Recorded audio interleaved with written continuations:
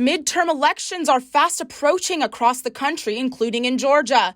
Early voting ends this Friday, November 4th, with Election Day being next Tuesday. Key races include that of the governor. The candidates for governor are Stacey Abrams as the Democratic nominee and Brian Kemp, the current governor of Georgia, as the Republican nominee.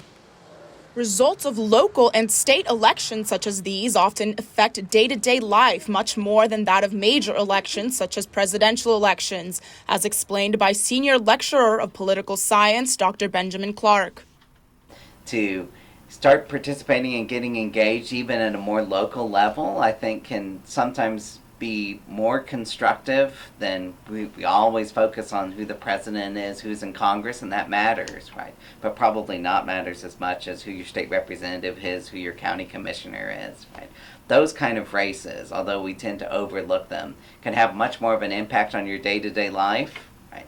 And in general, I would say that those kind of races, we can kind of move past some of those kind of ideological debates that seem so polarizing. Young voter turnout always tends to be very low, but for midterm local and state elections, the rate is consequently even lower. Young people in general vote at a considerably lower rate than the general population, and especially than older people. That has a lot of consequences. One of those would be that younger people's voices are less likely to be represented in the political system. The other thing that I would point out is there's kind of a broader social concern, which would be, in general, it's true that younger people often will vote at lower rates, but what we're seeing now with younger people voting at the very low rates that they are, that raises a disquieting problem. What happens if today's cohort of younger people never start really participating?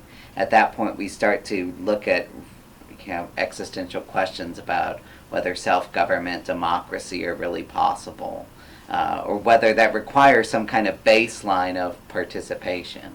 According to data from the Center for Information and Research on Learning and Engagement, in the 2018 midterm elections, 84% of young Georgians aged 18 to 29 registered to vote, but only 34% actually voted. Yeah, I normally would vote, but this year, since I'm in Milledgeville, I had to apply for my absentee ballot, and deadline kind of snuck up on me.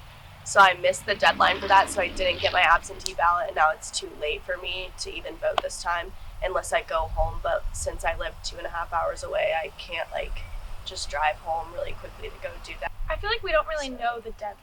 Yeah, they don't really told. tell us things like that at school. We're kind of living in our own bubble, yeah. And it's like we have other things going on, so we kind of just got passed by almost.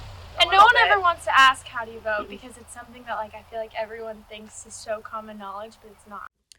When asked what his advice would be to students unsure if they would vote, this is what Dr. Clark had to say.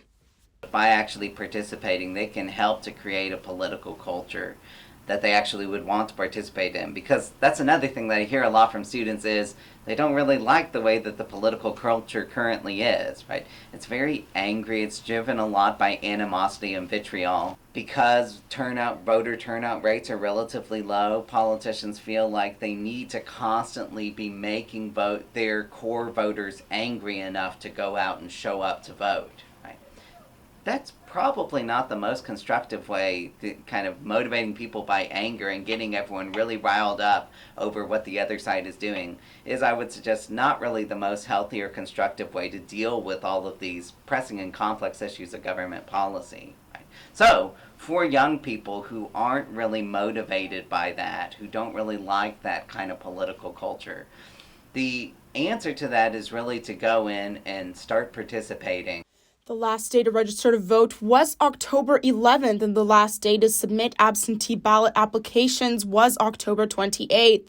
But you can still register to vote for the runoff elections until November 7th. The last day of early voting is November 4th, with Election Day on the 8th. From GC 360 News, this is Isabella Vanderlende.